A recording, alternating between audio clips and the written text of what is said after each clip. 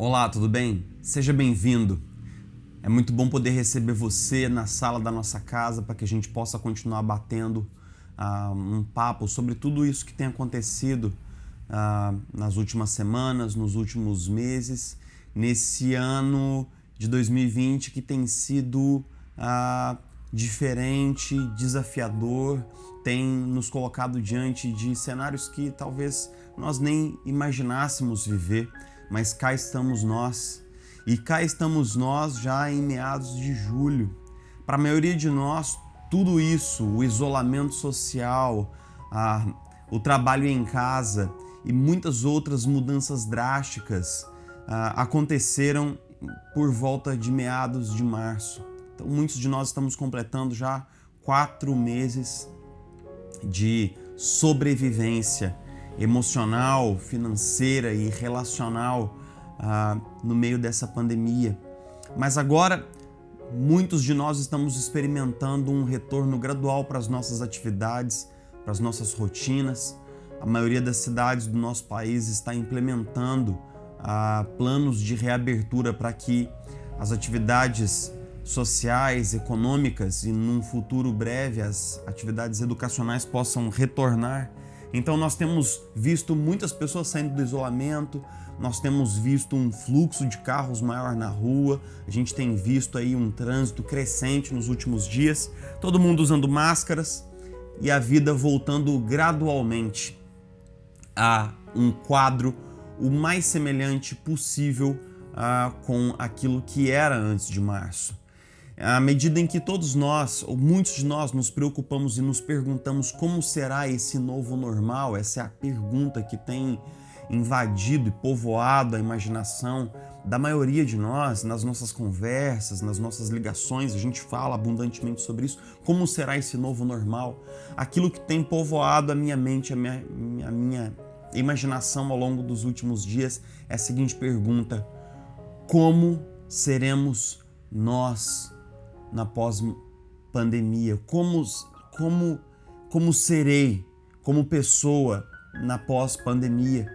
Enquanto algumas pessoas têm se perguntado o que vai mudar no novo cenário, eu tenho me perguntado e me preocupado como nós vamos mudar nesse novo cenário. De março a julho a gente viu um filme passando, se desenrolando. Eu não sei se na sua casa foi igual aqui, mas eu acho que sim, para todos nós, né? Muito medo, muita angústia, muita ansiedade, um cansaço emocional de estar apartado das relações, apartado do trabalho, trabalhando em casa, sendo cozinheiro, babá dos filhos, professora, múltiplas coisas acontecendo ao mesmo tempo. E no meio disso tudo, nós viemos reavaliando, repensando, nós viemos orando, buscando a Deus. E eu sei que você, como eu, você fez muitas orações nesse período. É provável que você tenha feito muitos votos, muitos comprometimentos. É provável que você tenha dito muitas coisas para Deus, do tipo: Deus, eu vou mudar, eu vou ter uma nova vida, eu preciso reorientar minhas prioridades, eu preciso me reencontrar no caminho do discipulado. Muitos compromissos, muitos votos, mas agora nós estamos prestes a sair do deserto. E a minha pergunta para você é: como nós avançaremos daqui para diante? Agora que nós estamos prestes a sair do deserto, exatamente como o povo de Israel em Deuteronômio. Lembre-se que o povo de Israel em Deuteronômio havia passado 400 anos sob o duro cativeiro egípcio. Eles foram libertados pelo poder de Deus e liberados pela maravilhosa mão de Deus. Eles caminharam até o Sinai, celebraram a aliança que Deus propôs a eles milagrosamente, generosamente no Sinai. E do Sinai para frente eles foram desafiados a caminhar pela fé até Canaã. Você se lembra de que em Números 13 há uma falha, há um vacilo tremendo do povo em continuar confiando no Deus que os havia tirado do Egito, e num ato de incredulidade eles se negam a entrar na terra que Deus está lhes dando. É justamente naquele momento que aquela geração é condenada a andar em círculos durante 40 anos no deserto, até que a última pessoa com mais de 20 anos, ou seja, em idade de servir o exército naquele tempo, a última pessoa que tivesse idade para servir no exército morresse, padecesse no deserto. Foi justamente isso que aconteceu. Quando o Deuteronômio inicia, toda aquela geração havia morrido e Josué e Caleb são os únicos que sobrevivem de toda aquela geração. E então Moisés reúne o povo e começa a recontar tudo aquilo que Deus havia feito.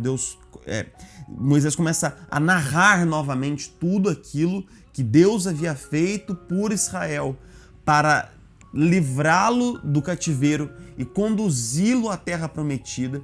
E no meio do imbróglio dessa recapitulação da lei e de todos os milagres que Deus havia feito, Moisés utiliza um imperativo muitas vezes ao longo de Deuteronômio. E esse imperativo é lembre-se. A gente lê assim, Deuteronômio 4:9, por exemplo. Deuteronômio 4:9. Apenas tenham cuidado, tenham muito cuidado para que vocês nunca se esqueçam das coisas que seus olhos viram. Conservem-nas por toda a sua vida na memória. No versículo 23, ainda do capítulo 4, tenham cuidado de não esquecer a aliança que o Senhor, o seu Deus, fez com vocês. Não façam para si ídolo algum com a forma de qualquer coisa que o Senhor, o seu Deus, proibiu, pois o Senhor, o seu Deus, é Deus zeloso, é fogo consumidor. E então, no capítulo 6, no versículo 10, Moisés diz assim: o Senhor, o seu Deus, os conduzirá à terra que jurou aos seus antepassados, Abraão, Isaque e Jacó, dar a vocês terra com grandes boas cidades que vocês não construíram, com casas cheias de tudo que há de melhor, de coisas que vocês não produziram, com cisterna que vocês não cavaram, com vinhas e oliveiras que vocês não plantaram. Quando tudo isso acontecer e vocês comerem e ficarem satisfeitos, tenham cuidado. Não esqueçam o Senhor, que os tirou do Egito, da terra da escravidão. Nesses 2 capítulos, Moisés repete enfaticamente: não se esqueçam, lembrem-se, não se esqueçam, lembrem-se. Se tem uma coisa que o livro de Deuteronômio nos ensina é que a nossa memória, assim como as nossas outras faculdades, nos traem, de maneira que nós muitas vezes lembramos daquilo que nós deveríamos esquecer.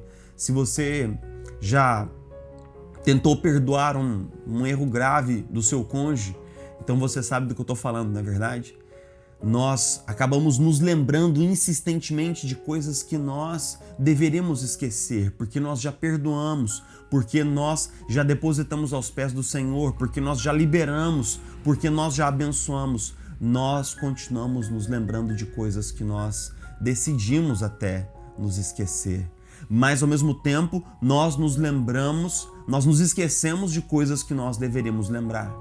E nós nos esquecemos de todos os milagres que Deus já fez na nossa vida. Nós nos esquecemos de todos os livramentos, de todas as bênçãos. Nós nos esquecemos de todas as orações respondidas. Nós nos esquecemos de todas as vezes nas quais nós estávamos passando por uma barra, num perrengue danado, e nós oramos, nós vimos a mão de Deus agindo poderosamente na nossa vida. Quantas bênçãos nós já oramos e recebemos e nos esquecemos. Quantas coisas nós já passamos, vales difíceis da vida, nós pedimos a companhia do Senhor, recebemos da sua presença e nos esquecemos. Nós nos esquecemos de coisas das quais nós deveríamos nos lembrar. Nós nos lembramos de coisas das quais nós deveríamos nos esquecer. Um ditado muito comum entre os estadistas é que um povo sem memória repete os erros do passado. E isso é também verdadeiro para nós pessoalmente. Um cristão sem memória repete os erros do passado. Um cristão sem memória repete os erros do passado. É tão importante que a gente possa se lembrar das coisas que Deus tem feito na nossa vida. É tão importante que a gente possa ter um baú de memórias com o Senhor, dentro do qual nós possamos estocar aquelas coisas maravilhosas que o Senhor tem feito na nossa vida, no nosso casamento, livramentos, bênçãos, emprego, aprovação no vestibular, cura de doença, cura em relacionamentos quebrados, tantas coisas que nós podemos e devemos nos lembrar daquilo que Deus tem feito na nossa vida, mas nós muitas vezes nos esquecemos. Lembrar do que Deus já fez nos traz gratidão pelo passado, nos traz confiança no presente, porque nós atentamos no fato de que o mesmo Deus que fez é o Deus que faz. E traz esperança para o futuro, porque nos ensina que o nosso futuro é orientado pela mesma graça operante, insistente, perseverante que tem agido no nosso passado.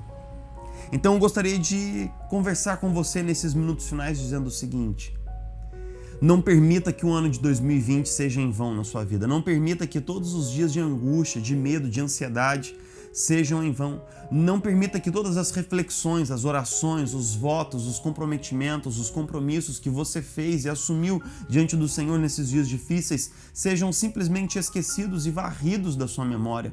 Não permita que o tempo engula todas as experiências que você teve com Deus nesse período. Não permita que sejam varridos da sua consciência todos os compromissos que você assumiu com o Senhor. Mas lembre-se, o povo de Israel estava ali naquele momento antes de entrar na Terra Prometida, estava naquele momento em que eles vinham de 40 anos caminhando pelo deserto, mas agora eles entrariam na terra que o Senhor havia prometido. Eles conquistariam cidades que eles não construíram, morariam em casas que eles não construíram, comeriam das vinhas que eles não plantaram, dos olivais que eles não plantaram. Eles desfrutariam de tudo aquilo que o Senhor havia preparado para eles. Nós cremos que você e eu estamos prestes a ingressar na terra que o Senhor nos dá, no final desse deserto. Nós cremos que o Senhor há de restaurar a economia, a saúde, há de restaurar a saúde emocional, a saúde espiritual, a comunhão e os relacionamentos que ficaram distanciados nesse período. Nós cremos que o Senhor há de fazer coisas grandiosas nos próximos meses, nós não temos dúvida. Há de trazer emprego ao desempregado, cura emocional àquele que está entristecido, deprimido, abatido. Eu tenho certeza e convicção de que Deus há de fazer coisas poderosas e grandiosas na sua vida. Mas a questão é, e nós? Nós seremos mudados, nós seremos transformados por tudo aquilo que vivemos em 2020, nós seremos quebrantados, nós vamos nos lembrar de tudo aquilo que Deus fez. Que você possa se lembrar e que nós possamos nos lembrar. Talvez você esteja pensando assim: Jefferson, é muito difícil esquecer tudo isso daí. Vai ficar nos livros de história, vai ser escrito nas páginas desse novo século. Tudo aquilo que Jesus fez no seu ministério foi muito drástico e dramático. Multiplicar pães, andar sobre as águas, ressuscitar mortos. Tudo aquilo era, na perspectiva das pessoas que estavam vivendo tudo aquilo, inesquecível. E muito mais ainda a cruz. Jesus morrendo, desnudo, trucidado, torturado na cruz pelos nossos pecados. Que cena brutal, que cena marcante. Eu diria, e você também, inesquecível. Mas Jesus conhece o coração do homem. Jesus conhece o nosso coração e o conhece melhor do que nós mesmos. E é por isso que quando Paulo recapitula as palavras da ceia do Senhor, ele diz que o Senhor disse assim no meio da ceia: este cálice é a nova aliança no meu sangue. Façam isso sempre que o beberem, em memória de mim. Façam isso em memória de mim. Jesus nos deixou o sacramento da ceia para que nós pudéssemos fazer em memória dele. Jesus queria que nós pudéssemos ser edificados espiritualmente por meio dos elementos e da celebração da ceia, por meio da palavra operante, autoritativa de Deus no contexto da ceia do Senhor, absolutamente sim.